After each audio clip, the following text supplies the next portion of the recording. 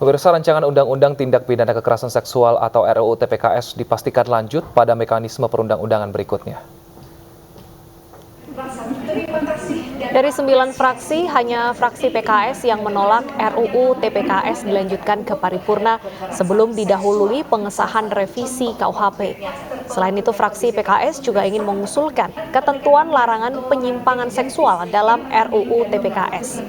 Menteri Pemberdayaan Perempuan dan Perlindungan Anak, Igusti Ayu Bintang, mengaku puas karena adanya titik terang terkait RUU TPKS yang telah dibahas sejak tahun 2016. Menanggapi dihapusnya dalil tindak pidana pemerkosaan dan aborsi pada RUU TPKS, Wamenkumham Edward Omar menyatakan hal ini dilakukan agar tidak adanya tumpang tindih dengan RUU KUHP dan akan mempermudah proses pembuktian kasus.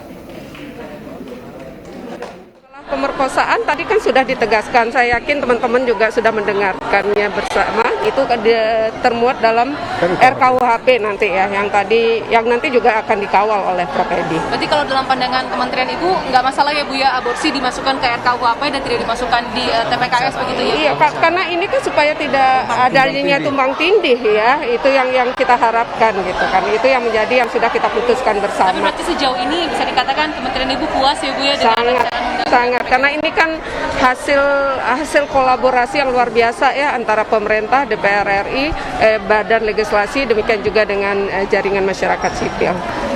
Pemerkosaan dan aborsi itu adalah ranah dari RUU KUHP.